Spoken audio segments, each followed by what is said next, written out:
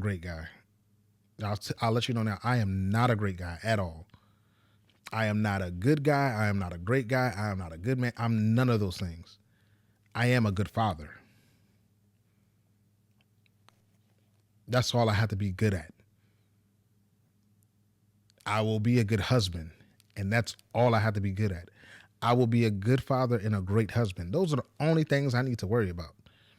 Being a great comic is not the main thing on my totem pole. Do I want to be good at it? Sure, everybody does. But do I have to be in order to feel like I'm important to somebody? Absolutely not. If I'm not a good comic, I don't care. As long as you can never say I'm not a good father. The most important thing that matters to me is that are the things that are done that no one will see. Like, I don't need the public eye to see how great of a father I am.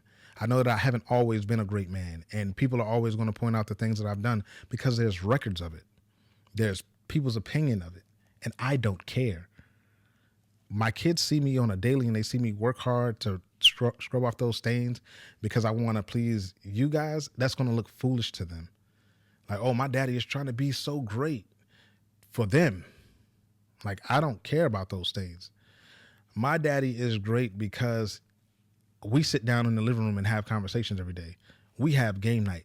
We do this, we do that. Those are the things that matter to me. And I put this out there to say, like, if I am able to make it to that next stratosphere of celebrity status, one thing that I will not care about or will not be held to are the things of my past that people will try to bring up. Because I know that I was young. I know that I had a lot of growing to do. And I don't even think until now I've really discovered who I am as a man. So, and even then, that version of me of what I identify or what I feel like is me as a man is constantly changing because I have to adapt in order to be a great father, a great husband. Those are, like I said, those are the only two titles that I'm concerned with. Being a great comic, yeah, if it happens, but you know what is going to be great about it is that it's authentic. If I make it to be a great comic, it's only because of everything that I do is authentic. Like, I became an authentic version of me. I didn't sit down here and try to copy and paste something that's already been done. I'm not that type of comic. That's not real to me. I'm giving you my real life in hopes that you will laugh with me. Sometimes laugh at me. It's okay. That's the art of the art. That's the beauty of comedy. And, you know, I just want to say that because I feel like when people make it to certain levels, they're trying to, oh man, I'm such this great guy. I'm so perfect. No, I'm not. I have fought people. I have done things that I'm not proud of. I have a whole past from my adolescence. I have people who grew up in like SeaTac area, like they knew who I was. And all of those things have made me. And I'm not going to neglect those or, you know what I'm saying? Like, this is just who I am. It's who I was that made me who I am. Like, it's foundations, it's brick by brick. Every house has a separate set of whether it's built with wood, brick, slab, whatever. And every brick isn't the same brick, but it needed that brick to make the other brick, and they found a way to fit into it like puzzles. And they used a mortar in between to make sure that the pieces fit properly. They're not perfect bricks that are laying perfectly and making a perfect brick house. Certain levels of mortar are uneven. Like, it just is what it is, man. You gotta be happy. And that's the main thing that I think I fought with in the beginning is that I was trying to hide so much of my past that I wouldn't allow it to be in my art. And I would make a lot of jokes about sex. Everything was sex. Oh, my dick. Oh, man, I got a lot of kids. Dude, nobody cares about my kids. Cat Williams has done numerous specials, and you just found out he had like 7 or 8 kids on a Shannon Sharp show. That's 20 years later after I was first introduced to Cat Williams. Like, so, like, every one of my jokes on have to be, man, I got 5 kids. I'll be fucking, It's just old. Like, now my art is my art. Like, I can create a joke about anything. Like, you know what I'm saying? Like, I talk about my kids all day. Like, I'll talk about them, but I don't need to emphasize that I have a bunch of kids because that's just like shock comedy that doesn't really get you anything. For me, it's things that I learned and I'm developing, and I'm just like, whatever. But if you can make that into a story that makes sense, then develop it. Don't just sit here and be like, oh man, I got 5 kids. Yeah, yeah, man. I'm trying to tell you, I got a lot of kids. That's lazy for me. That's lazy on me. And I'm only talking about me. I don't really pay much attention to anybody else's set in comedy. I don't pay attention because a lot of people steal. And one thing that I want to do is create an art that can't be stolen. Because if it's really your art, like how can another person say the same joke when it's your story? You can say the joke, but it won't have the same authentic feel.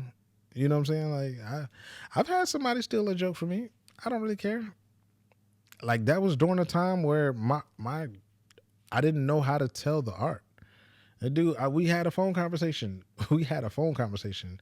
I went to his room later that day, and he got on stage and said the joke. And I was just like, like, I'm not making no money. Do I say something to him? No. I took time and wrote a better joke. Why am I going to get mad at him? If that's how you got to get it, you'll never have access to me again. And I'm going to be able to write better jokes because I have to get better. I'm not worried about you stealing one joke at this stage. I'm not, if I'm making money and I've learned how to really perfect and write jokes, you might have to get your ass whooped. But at the early stage, I knew I wasn't as good, and he honestly made the joke better. So it's like, all right, cool. Now I have to be careful. So then a lot of the rooms, like I started to realize people that I could say a great new concept with, and people that I would have to kind of like, all right, let me say this joke just so they can't steal it. You know what I'm saying? Like you've got to learn how to move with snakes, because there are some people out there that'll take your joke and you beating their ass is not gonna stop their success, especially when they put it out there. So you know what I'm saying? Just friendly lesson. I was like, yo, I don't need that. I don't need it. So I've learned how to move. You know, I'm gonna go when I go to Sacramento and stuff, and I go out there and do all the things that I need to do. I'm not gonna say my fire joke. I'm gonna say my mid jokes because I don't know anybody out there. I don't know how to move. I'm gonna go out there and say my mid jokes that are probably like, oh man, that was funny. How long you been doing comedy? Maybe something like that. But I won't hit them with the fire. I won't hit them with the fire. No, I don't know anybody out there. Y'all have more access to get success faster than I do on the West Coast. Come on now, you can get a special next week off of you know what I'm saying, a set that I did. Like no, I'm okay. But I don't know, like that's just me protecting my art because I feel like now it's the art. But even so, even more so, I'm protecting my art just by recording it and putting it out there immediately. Like even while I'm working on jokes, if I work on jokes and I get a decent reaction from the crowd, I'm posting it. I really wish I had done that church event. They said it was a private event, and I tried not to, I tried not to be like, oh man, yeah, I need this because I'm gonna be famous. Like I was like, yo, let me just do what I got to do. And it was a really good set. I had a really good set, and yeah, that's just fun. And now I'm gonna keep working, and I love working. I love it. I love it. Now, yeah. So that's the comedy life.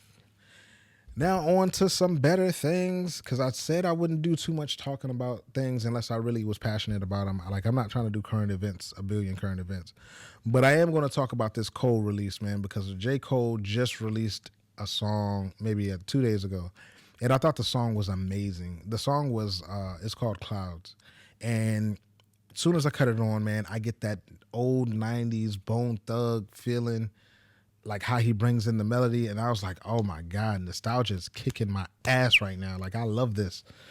And he really gets into the bag, and then like I even felt like he got into like a little bit of a Boondocks bag when he was like, I am the missile that, like, you know what I'm saying, it I gotta listen to the song again, and I don't know if I can play it on YouTube or not, so I'm just gonna say no.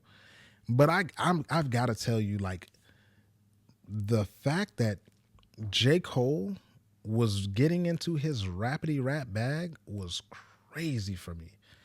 He even sounded like I felt flashes of a little Lupe in there, like, you know what I'm saying, like a little bit of Lupe flow a little bit, and I was like, yo, like you are making me feel like because I'm not gonna lie, as big of a J. Cole fan as I am, he was like still number one, like my top that I always wanted to see because I love the lyricism from him.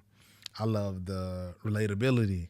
I loved everything. Like, yo, and I'm in Virginia and he's in North Carolina, so it was nothing but love there. Like, yo, hey man, look, you only 3 hours away. I can see your hometown. Like, yo, we claiming you too. Like, you know what I'm saying? Because it ain't too. We got Push. We got a lot of producers from here, but the rap game. You know what I'm saying? Like, hey, if you made it to the top, I'm not saying Push It. Push It was in my personal top three always, but like the world saw you as the top tier MC. Yeah, we claiming that too, and it's just good to see him back to his bag. I did like the song that he did with Daylight. I thought he was like rapping. He was really flowing to that, but apparently that was recorded way before the rap beef and battle and all of that. And Daylight released it, so I feel good because I know that there's no real smoke with him and Kendrick, so I don't have to like really choose. He, like you said, he withdraw from the greatest crown, and he's still a top flower, and he can still brag about it a little bit, but he can't be like, yo, I'm the. He can do whatever he wants. To be honest with you, the way he was flowing on that and how he brought us, like, on the ride, nah, he could rap, he could say whatever he want. I mean, it don't mean it's necessarily true. The world doesn't see it that way. The world's looking at Kendrick like Kendrick's that guy. Rightfully so. He worked his ass off, and he took off the big guy that was the guy that was doing all the numbers and sales and all of that stuff. And he also mentioned, like, yo, how Drake had did him foul, and I really wish I knew the story about that. But yeah, I don't think there's any major conflict between J. Cole and Drake. I'm sorry, J. Cole and Kendrick. So yeah, no, that's good, and it was good to be able to listen to him.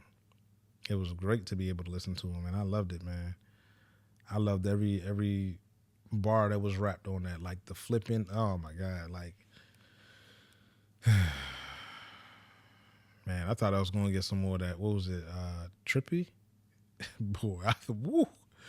If he would have dropped another one like that, man, I would have been like, yo, J. Cole is dead. He's done. He's done. But I knew he could always. I think that was just a fun song for him. I think he was just having fun. That remix or whatever, Trippy. I don't know. Yeah, I think he was just having fun. But he back. He back. The man is back. Say Drake. Man, how Kendrick dismantled him though, man. Like, I'm glad that I was listening to Something Sexy for You. I just wanted to listen to it. Like, my old DJ ear was ringing, and I was like, oh, I wonder how this could go. I listened to it, man, and I was like, y'all, you dropped this song on Valentine's Day. Some dudes are not getting their girls nothing because they want to sit. They're not giving their girls a proper time because they want to listen to this album. I was like, man, yeah, I'm not a fan. I realized that I outgrew Drake a while ago. I think really the last album that I may have liked might have been the one that had Control up there. I know in that hotline.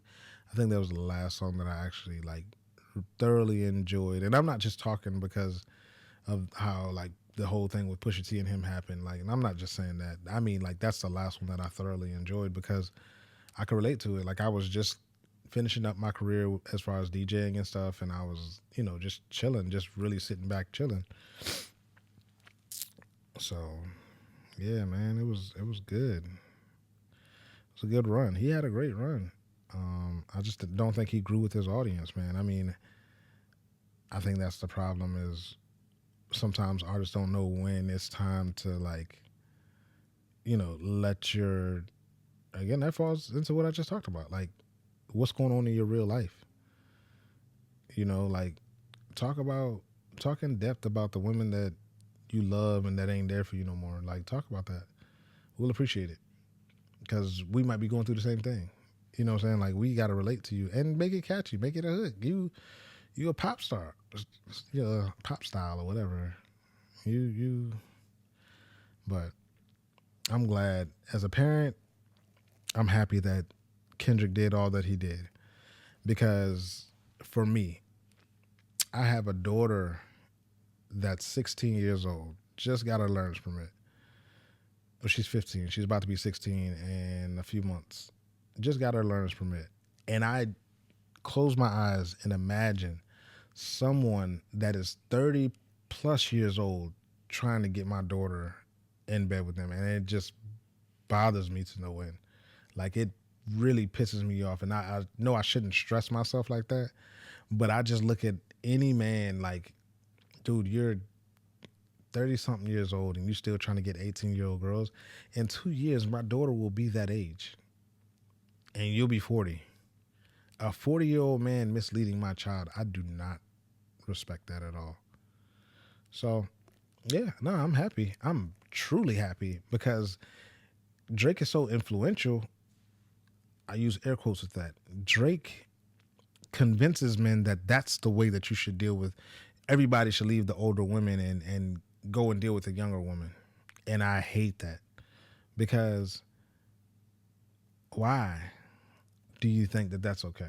Why do you think that it's okay for you to sit here and be like, oh man, I'm gonna go get me? No, man. Like, dude, go deal with a woman. My daughter is a child who is just leaving her father's and her mother's like grasp, and we're giving her a little leeway, hopes that she don't find no predator like you. Like, that's predatory. Like, you're waiting till my daughter turns 18 and you've been waiting for her all this. No, don't. You can't come around me. And I would probably, it would probably be ugly. Like, me personally, I don't care if you are a celebrity. You're 40 years old trying to talk to my daughter. I got a problem with that because she's 18. So, yeah, no, I've voiced my opinion on this before, man. I love my daughter. I love my kid. I love being a dad. I love all my kids, but I'm a protector first. I'm a protector. There's a reason that, like, I'm so protective over my son. The same level of protection that I have over my daughter. And it's not that I'm hovering. And I'm not saying, like, yo, man, don't be out here having sex. I'm not saying any of that. I'm saying protect your heart at all times. And that's what I tell my daughter. Protect your heart. And, yeah, nah. Anyway, I think I've been up here long enough, man. I had to re-record. I've been up here re-recording, and I just wanted to share with you guys how I'm closing up the chapters of my.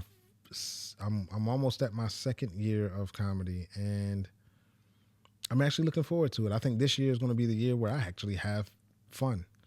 So, without further ado, man, hey, if y'all like this video, subscribe, please subscribe. And I'm asking you to subscribe and comment on, if I post my stand-up, comment on it. Let me know if that was funny, if the delivery was off. Like, I have posted stuff on TikTok and people were like, nah, that wasn't it. Or that was funny, but you know, the timing was kind of off. So I worked on those things. Like, people will be honest with you. It's like, yo, I'm not a comic at all. I don't care. I respect your opinion because the comic's goal, and this might help me, and I think it does help me. The feedback is important. Like, yo, I loved your set. I love your show. It was great. Thank you. Nah, like, hey, yeah, I would have worked on that a little bit more. I would have done this. I would have done that. And it's always appreciated. But I'm about to go be a dad now, man, because my kids are a little too quiet. Hopefully they fell asleep and took a nap, man. I'm getting ready to whop some ass. Yo, much love to everybody who is watching this. I know it's going to be a long one. I'm probably going to chop it up a couple of times before I put out the whole video, but yo, just come back and check me out, man. Much love to all of y'all. Thank you for coming.